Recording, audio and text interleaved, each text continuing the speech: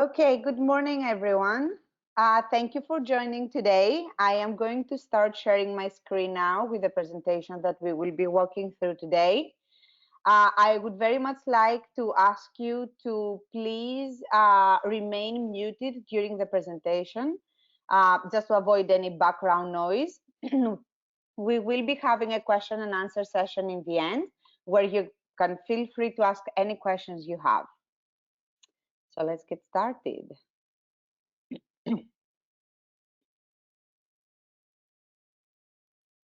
Okay, so you should now be able to see my screen and the presentation. Please let me know if if the slides are not moving forward at any point. I know that does happen sometimes. So today we are all gathered here for the Distributor Technical Webinar on Omixon's new product, the OmniType. We apologize for not being able to connect last time. There was a technical difficulty with GoToMeeting, and this is the reason why we're repeating this today for everybody that was not able to join last time. So today I am here. I will be walking through the presentation. I am Effie Melista. For those of you that do not know me, I'm the head of product for Omixon. We also have Nora Nagy here, the head of market development and marketing, who most of you are probably already in touch with and know very, very well. And we also have Richard Palin, who is our VP of Commercial Operations, who recently joined Omixon and is located in the UK.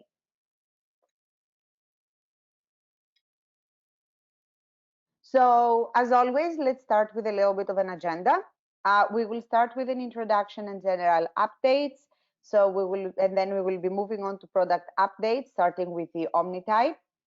I will be going through the workflow and the technical overview of OmniType, some key selling points, and of course, information on the early access program and the kit availability.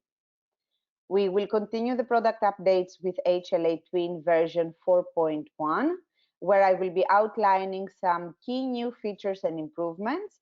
And I will also be talking a little bit about our software roadmap, so you know what to expect in subsequent versions. I will be finishing off with a competitor update and a small comparison of all of the new products in the market for your information.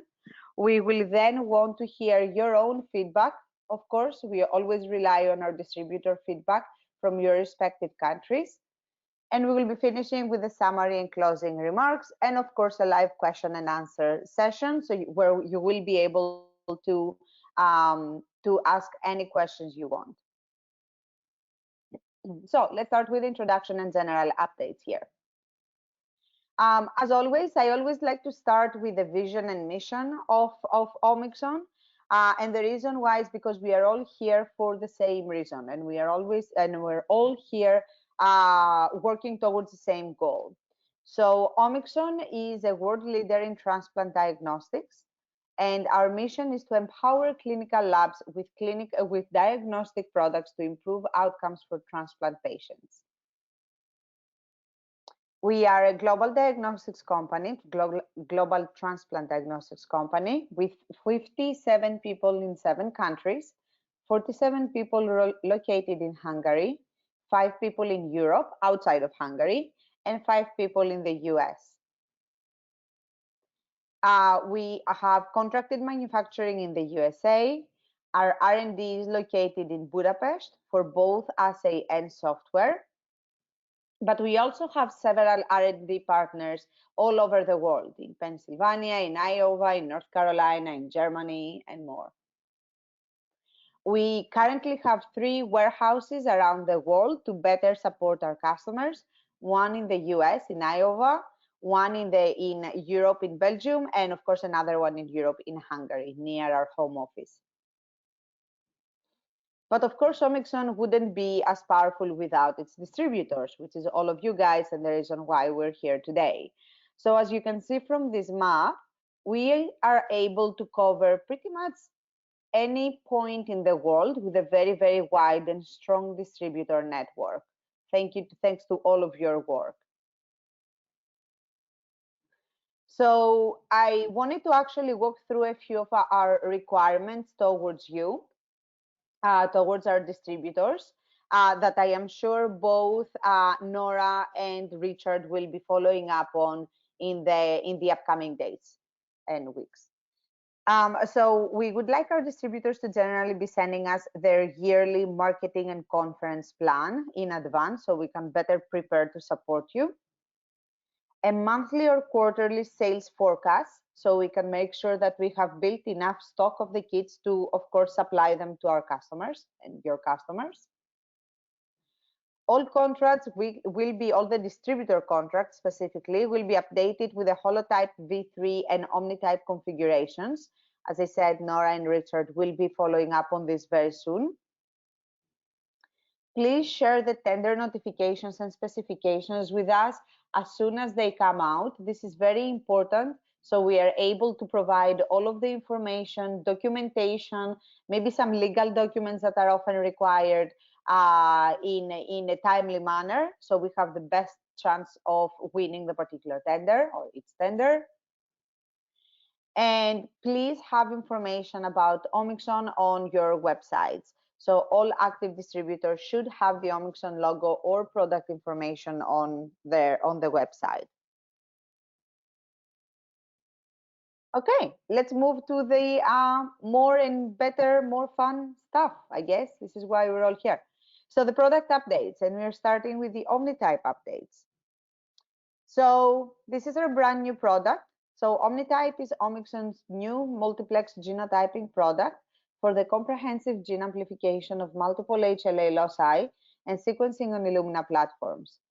HLA Twin, which is the only software that was specifically designed for HLA data analysis by NGS from the beginning, is also included in the kit.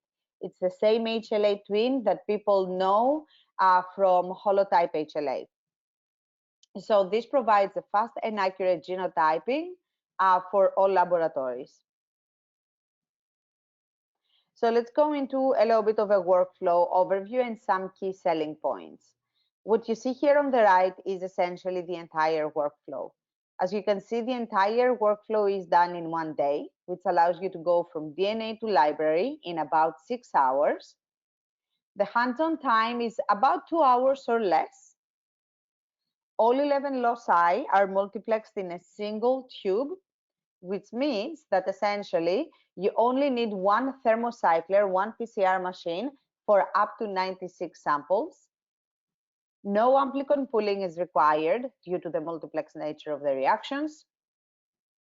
There is a very fast library preparation workflow. The library preparation reactions, they take less than 1 hour, all combined together, including the hands-on time for the reactions themselves. All of the reagents for the library preparation come pre-mixed and pre-aliquoted in strip tubes, which means all you have to do is just use a multi-channel pipette to transfer the reagent into the plate that you're using. It's very, very convenient and very fast. And you get sequencing results early in day 2. So I would like to go into a little bit more detail, a little bit more technical details and information on the workflow, starting with the pre-PCR. So the first step will be to dilute the genomic DNA to 100 nanograms per sample. So you only need 100 nanograms for the long-range PCR amplification, and that is 20 nanograms per microliter for a total volume of 5 microliters. It's a significantly lower volume, a lower concentration and amount of DNA that is required than any single plex product out there, of course. Then we continue on step 2 with the PCR master mix preparation, which takes about 10 minutes or less, to be perfectly honest with you, for 24 samples. And step 3, that is the long-range PCR amplification, that takes 2 hours and 15 minutes. It is the shortest PCR amplification, multiplex PCR amplification in the market currently. So the total time for all of the pre-PCR steps is 2 hours and 40 minutes. And this is one of the biggest advantages and the reason why this protocol is so short, this workflow is so short, so small in time. In terms of the genomic coverage, so we have the genomic coverage is exactly the same as the one in holotype HLA currently. We have full gene characterization for A, B, C, DQA1, DQB1, and DPA1. We cover introns 1 to intron 5 for DRB1, 3, and 4. And we cover from intron 1 to the 3' UTR for DPB1 and DRB5.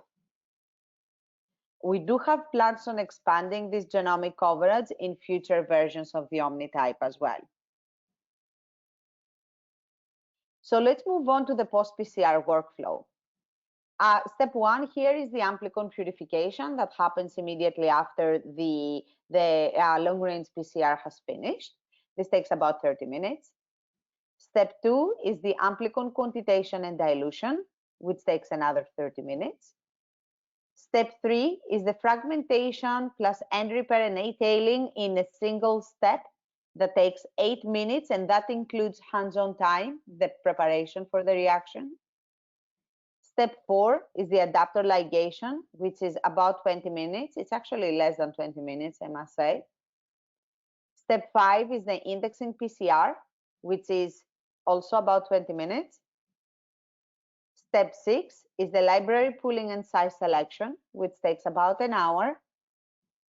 Step 7, library quantitation with a qubit, which takes 10 minutes or less. And of course, the last step is the MySeq loading, which takes about 20 minutes or less. So the total time for the post-PCR steps is a bit less than 3.5 hours total. So for the pre-PCR steps, we had less than 3 hours. And for the post-PCR steps, we have a bit less than 3.5 hours. The total time is about 6 hours for the entire workflow until you're ready to load on your Illumina instrument. This means that you can actually start in the morning, and sometime in the early afternoon, you will be ready to be loading your library for sequencing. So since this is actually a technical webinar, I will go through some more details, technical details on this. If it is too much detail, however, please let me know and I will adjust. But in the meantime, here we go. So we need 5 microliters of genomic DNA for a total of concentration at 100 nanograms. As always, we do provide a workbook, an Excel workbook that does all of the calculations for the dilutions or for the any kind of preparation automatically to reduce user error and just make life easy.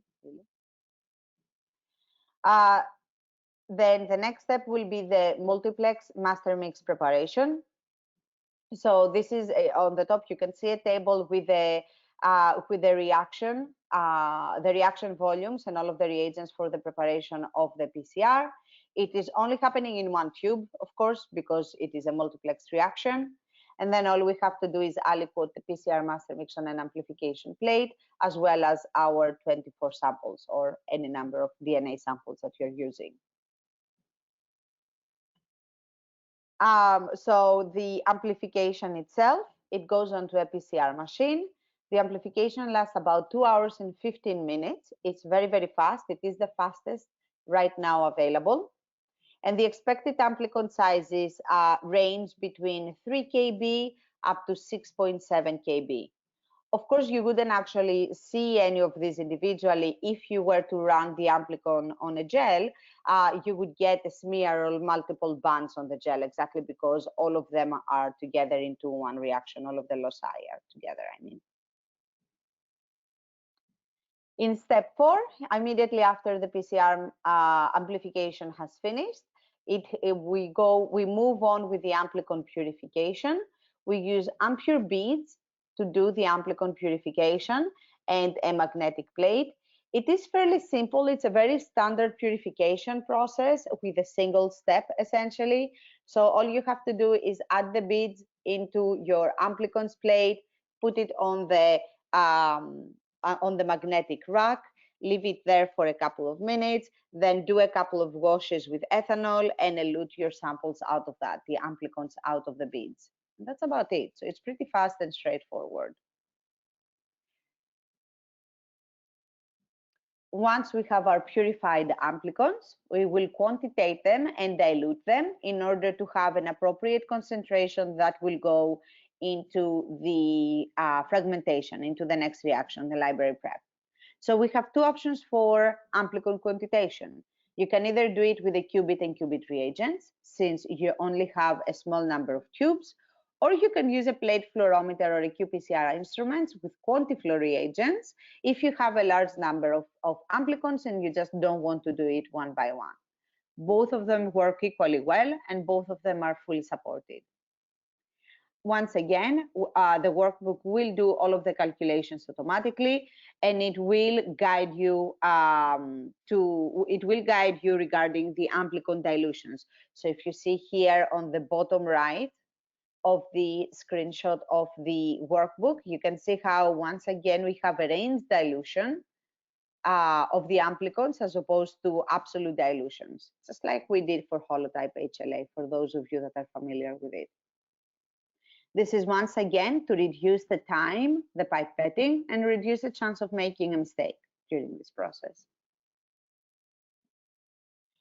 And then we are moving into the OmniType library preparation, which is fairly innovative and fairly different than the holotype HLA one that you already know. So the first step in the library preparation will be the fragmentailor. It is called like that because the fragmentation and repair and A-tailing all is happening in one step. So you just take your purified amplicons, transfer them into a new plate. Your pre-aliquoted, pre-mixed and pre-aliquoted reagents for this reaction come in a purple strip tube, which all of them are color-coded. It makes it very easy to pick up the right reagent. And then using a multi-channel pipette, you just transfer the reagent into the appropriate wells, and that goes into a PCR machine for a reaction of 6 minutes. The next step will be the adapter ligation of the I5 and I7 adapters. Here, once again, we are using our library prep plate from the previous reaction. We have the black strip tube with the adapter mix, which is pre-mixed and pre-aliquoted, and then the blue strip tube with the ligation mix, also pre-mixed and pre-aliquoted. Both of these are just added into the existing library prep plate, which goes again into the PCR machine for a short reaction. So you can see that all of the steps are very, very simple and very straightforward to reduce the chance of making mistakes and also to reduce the amount of hands-on time, pipetting time that one has to do. The next step is the indexing PCR with unique indices for each sample. So unlike holotype HLA, we actually use dual indices for OmniType. It is fairly simple once again. So we have our library prep plate in a black, it's actually a green strip tube over here with the indexing PCR mix that is pre-mixed and pre-aliquoted. This is added into the library prep plate. And then the dual indices are also added in the appropriate combinations in the library preparation plate as well. Currently, the dual indices, they come in individual tubes. However, by the end of the early access program, this will be changing and they will be coming as pre-mixed and pre-plated as well, just like all of the other reagents.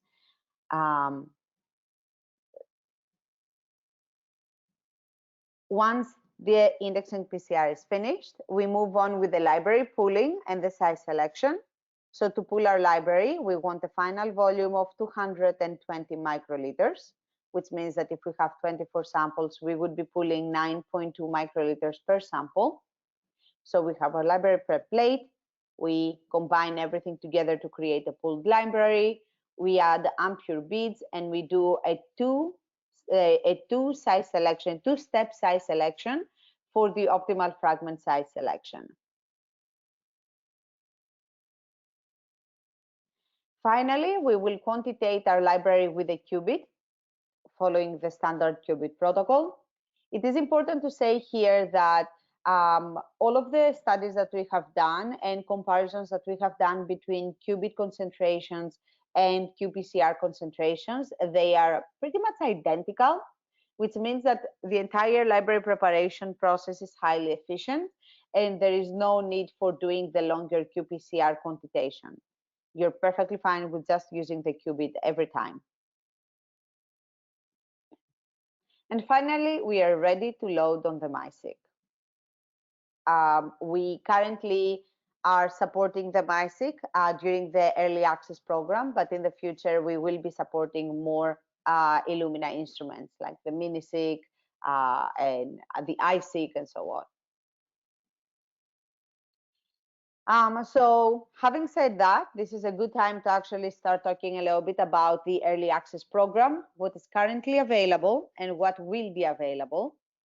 So currently we have an 11 locus EAP kit configuration, as we call it. The number of the loci that are included in that are all 11. So A, B, C, DRB1, 3, 4, 5, DPA1, DPB1, DQA1, and DQB1. The kits, they are enough for 24 samples for the early access program. And the availability is immediately. So they are available today. We will be changing this up a little bit when the RUO product will be released. We will have, essentially the only difference will be that we will have two different sample kit configurations, one for 24 samples and one for 96 samples. Excuse me. And we expect that to happen in Q3 of 2020, immediately after the conclusion of the early access program. Later in the future, we are considering two different locus configurations for the multiplex product for OmniType, for 5 loci and 7 loci. However, I must say that it has not been decided whether this will be the case, and it will be very much dependent on the market requirements. So if your market, if you believe that your customers will not want or be able to use the 11 locus multiplex and they will require fewer loci, please notify us, because this is important information to help us decide whether we want to have additional locus configurations or not. So having said all of this, of course, all of the loci in every configuration, no matter if it is an 11 locus configuration, 5 or 7, they will all be in a single tube. Several Illumina sequencers will be supported. Currently, only the MySeq is supported during the early access program period. Again, all of the flow cells will be supported. The 300 cycle chemistry will be recommended, but all will be supported, to be honest. And the CE marking will be based upon the successful completion of the early access program. So the timeline for the CE marking will be decided immediately after the completion of the early access program, depending on the product's performance. Let's go into a little bit more on the early access program, just because we have been getting a lot of questions about this. So what are the benefits for the participants? They will be receiving up to 48 samples free of charge for testing the OmniType, and then up to 96 samples at special discount for validation if they decide to move forward with the OmniType and use it in their clinical routine. Of course, free on-site training with an Omixon FAS and supporting all of our distributors as well, and the ability to influence the assay and software product development. But they also have some obligations. So what do we want from the participants? We want them to provide the workbooks of the runs to Omixon, provide all of the data, the FASTQ files, the raw data, and also to test samples with known typings for 11 loci, ideally. And finally, of course, to provide feedback to Omixon as requested for their experience, for the product, for the performance, for improvements, and anything else they're requested. Finally, we do have some technical requirements because this is an early access program, and that means that the product is currently under external testing.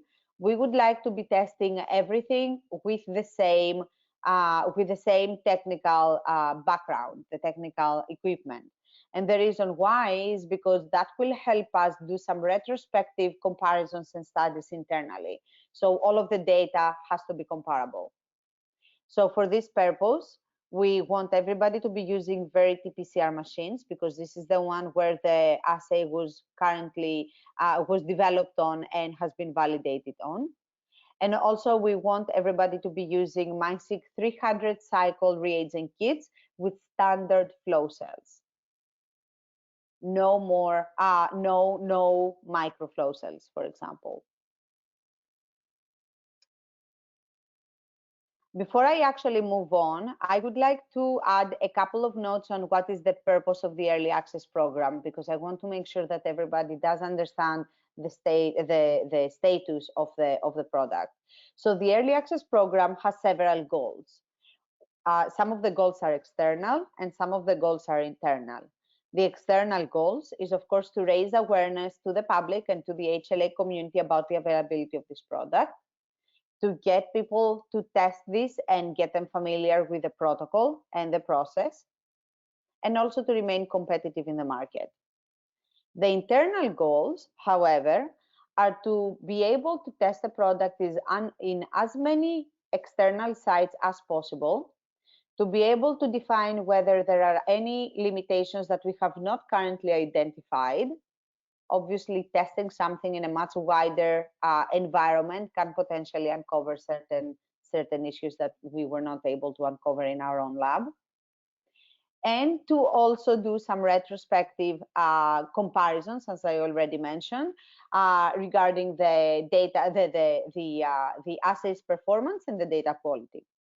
This is why it's important to follow the technical requirements and also make sure that we receive all of the data in the workbooks and the feedback in the end. Okay, so let's move on to more product updates with HLA Twin version 4.1 that was only recently released. So we have released 2 new versions for version 4.1 in RUO and CE at the same time. There is one of the most important improvements that went into this version, especially for the CE customers, is a big refactor project that we have undertaken for an extended period of time and had a lot of improvements, some of which was a more robust database solution for better and faster software performance, faster folder loading, which we know has been an issue in the past, and better response times between folders and screens, and improved and more reliable server-client connection. So as you can see, there is a lot of performance and responsiveness of the software improvements that went into this project. We have also included a few algorithmic tweaks that provide about 20 to 25% faster analysis time per sample. We have heard and we do understand that the analysis speed of the software is an issue and a big challenge for a lot of labs and a lot of people. And we are undertaking a much bigger project in order to change that entirely and to improve that drastically. In the meantime, this faster analysis time is just a small step towards that direction. So what are the new features of version 4.1? We have included serological equivalence and BW4, BW6 reporting for all allele pairs. We have included a new novel allele export feature with a table file export for easier submission of novel alleles to both GenBank and IMGT. And in the CE version, we have included the Perch Epitope web app integration to facilitate research and clinical works of labs with epitope analysis. The RUO users already had this feature for a few months, so it is new for the CE version of the software.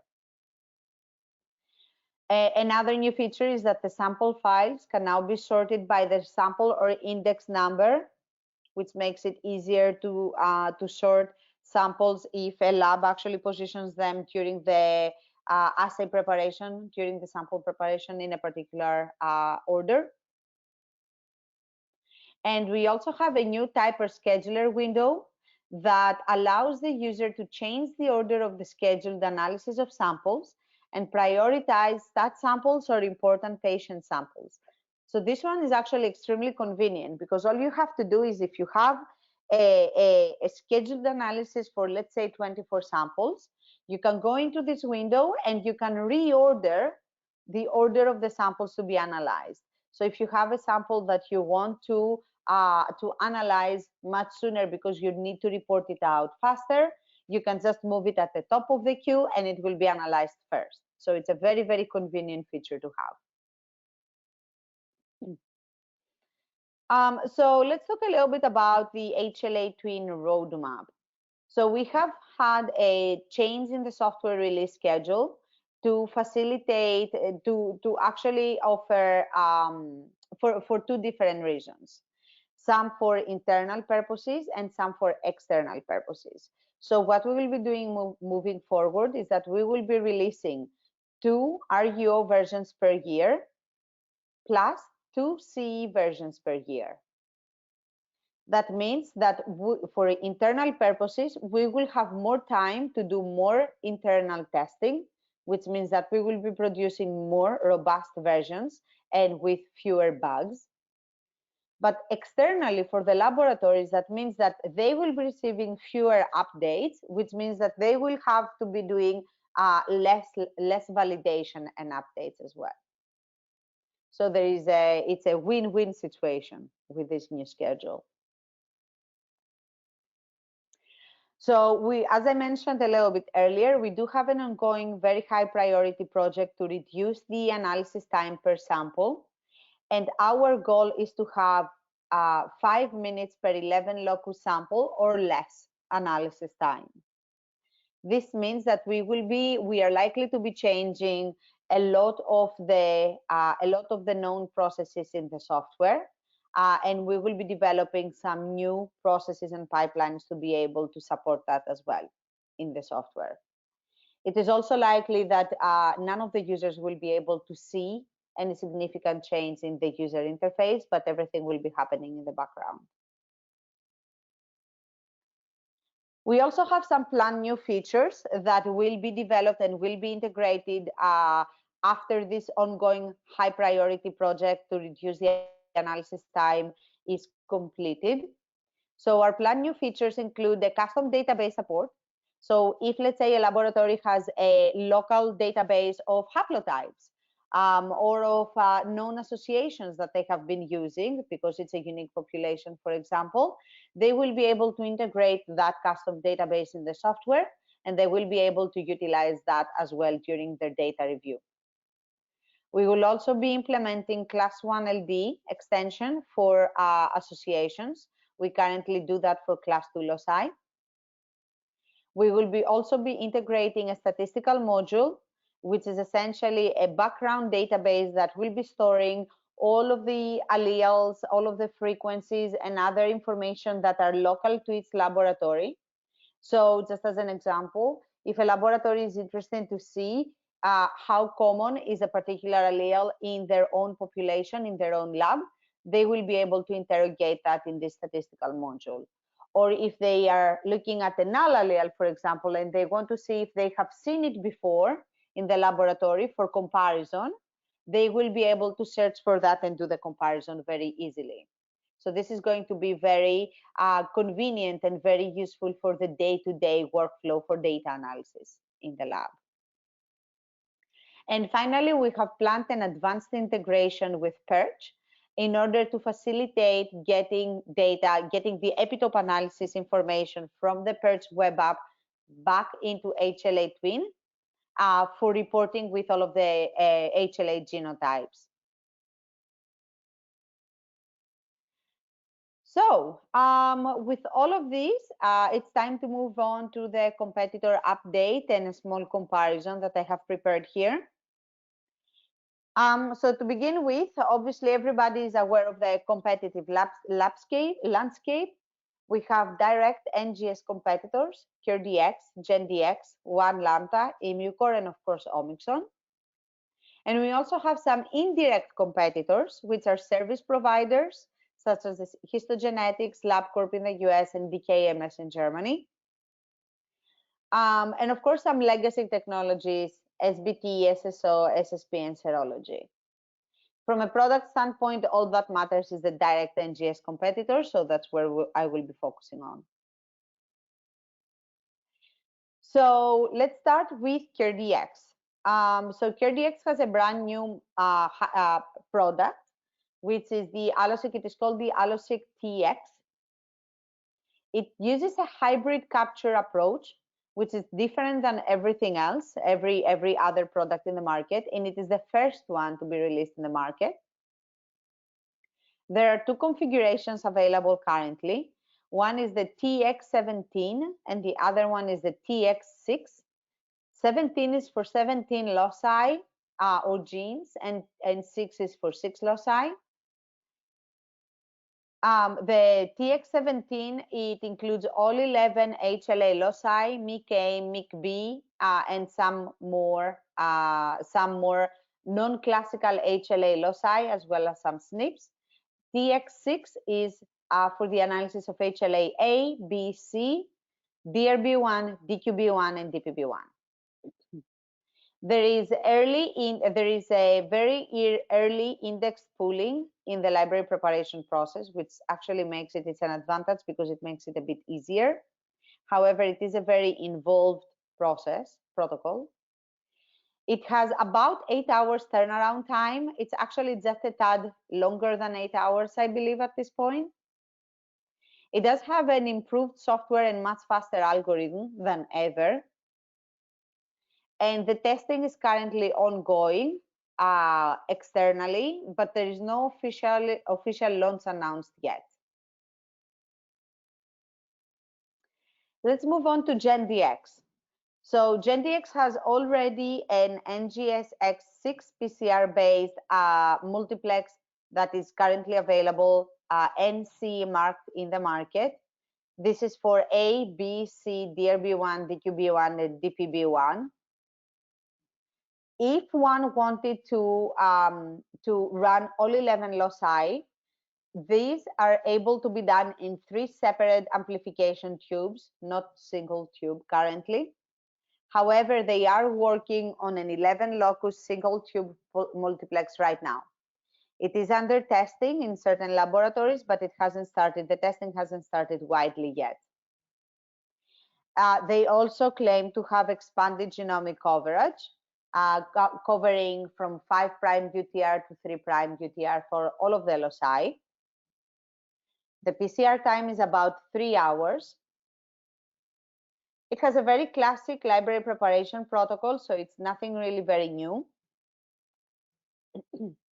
And the turnaround time is a little bit less than 8 hours for the entire workflow until they are ready to load the library on a sequencer. Next on, we have One Lambda. So Alltype was the first multiplex product in the market, so that means that they have a lot of experience with it. It is currently CE marked for the 11 locus configuration, but they're also working on a new multiplex product that is called the Alltype Fastplex, which is under development. This is a PCR-based multiplex reaction, just like before, just like the original Alltype. The PCR time is about 2.5 hours, so it's still a little bit longer than the OmniType one. There is no additional genomic coverage, so there is no exon 1 for DRB1 or DPB1. But they will be having a brand new library preparation approach that will allow for very early sample pooling in the first step of the library preparation. So this is the innovation in this particular product. The turnaround time is expected to be about 5 hours from DNA to library, which is going to be the fastest in the market once it's available, but it's not yet. This is expected for testing. It's actually in Q2 of 2020 by now. Finally, we have Immucore. Their multiplex product is under development, is currently under development. It is the last company to bring a multiplex to market. They have announced that they will be having 2 configurations for 6 loci and for 11 loci. It's a PCR-based multiplex as well. The PCR time is going to be about 5 hours, which is very long. It is much longer than all of the other products. So there is no significant advantage to this particular protocol. It is going to be exactly the same library preparation and reagents as the singleplex Miafora that currently uses. So the turnaround time is going to be about 12.5 hours, which means that it will have to be split over 2 days. It will not be able to take place in a single day. This is expected in Q4 of 2020. And we do have some information that they will be discontinuing the singleplex Miafora very, very soon after they release the multiplex Miafora. Okay, so a little bit of a comparison here, just to make things a little bit more straightforward on what it all means for Omnitype and for everybody else. So if you can see here in terms of the availability, everybody is releasing at approximately the same time, Q1 of 2020 for testing. This is all for testing. Q4 of 2019 for CareDX, Q1 of 2020 for the GenDX, and Q2 for all-type Fastplex for 2020, with Immucore being the latest one in Q4 of 2020. The technology that is used for the HLA capture, all of them are PCR-based methods, except for the CareDX product that is using a hybrid capture methodology, which is different. The workflow complexity, which essentially means how involved and how much pipetting is required for each product, they're all fairly comparable, except for the CareDX and the Immucore products that involve more pipetting and more steps. The Omnitype and the GenDX product are similar in terms of complexity, and the Fastplex, the all-type Fastplex, will be the lowest one in complexity, just because of the very early pooling in the library preparation at the beginning of the process. The DNA to sequencing total time is about 6 hours for Omnitype, which is currently the shortest in the market. The CareDX and GenDX are about 8 hours, and Immucore will be the longest with 12.5 hours, 12.5 hours. The all-type Fastplex, once it is available, it will be the shortest in the market with 5 hours. Now, all things considered, does it make a difference whether a protocol lasts 5 hours or 6 hours? Not really, but it is something to be aware of. The input DNA, it is equally low for all of the products. So with 100 nanograms total DNA, 50 nanograms total DNA for CareDX, GenDX is probably going to be using around 100 nanograms, although that is not currently known. And the Immucore one is going to be using anything between 50 and 150 nanograms of DNA as well. The all-type Fastplex is the only outlier in a way, because that is the lowest amount of DNA that is required, and that's 10 nanograms total. Again, however, the DNA amounts that we are talking about here, they are so small that it really doesn't make it doesn't have a big difference. It doesn't make a big difference in the lab. Where it does make a difference, however, is the analysis time on the software. For Omnitype currently, we expect about 20 minutes per sample for analysis on HLA Twin. CareDX is about 2 minutes per sample. GenDX, it's an estimated 5 minutes per sample. Immucore is an estimated about 15 minutes per sample, although we recently got some information that Immucore are actually developing or redeveloping their software to reduce that significantly. And all-type Fastplex is actually less than 5 minutes per sample. So as you can see, we are definitely the worst when it comes to analysis time, and this is exactly why we are working on this high priority project to reduce that to as low as possible. Less than 5 minutes is the goal for both Omnitype and Holotype.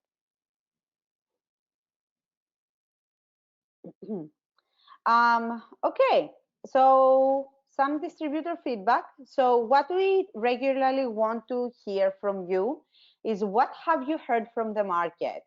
What is the competition saying? What are the customers saying? What are your requirements and what are your customers' requirements? It is very important to be receiving, for us to be receiving this kind of feedback regularly and continuously, so that we can adjust and we can plan our next product developments accordingly. So please keep those lines of communication open. Feel free to reach out anytime to myself, to Nora, to anyone in Omixon with any feedback you may be getting. So a little bit of a summary and some closing remarks before we move on to our live Q&A.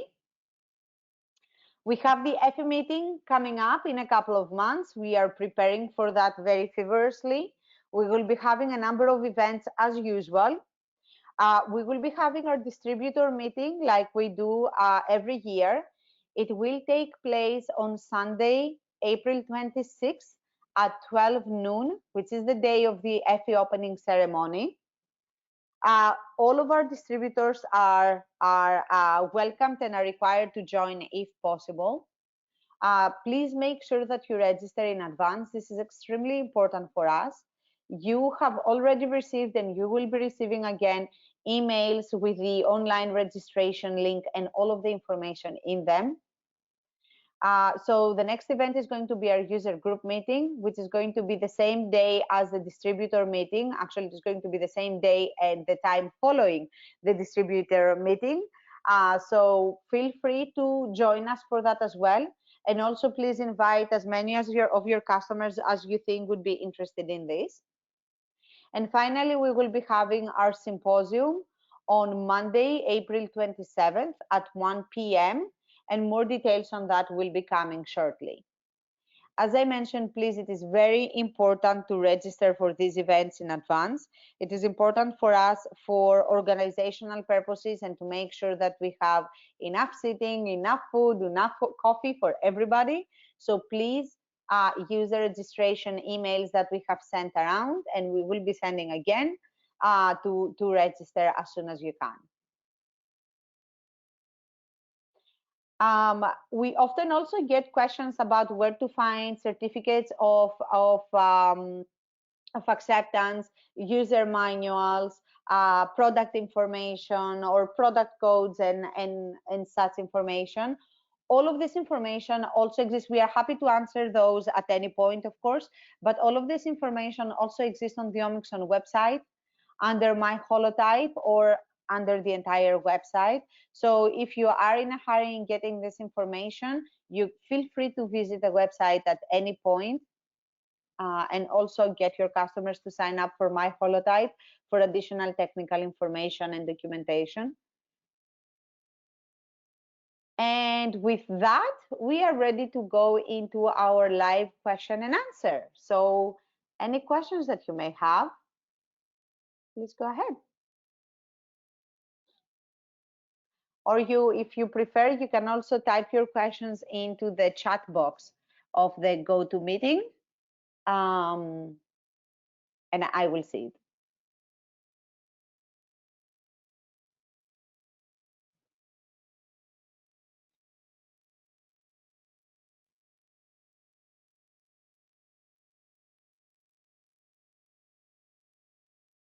Okay, so maybe there are no questions.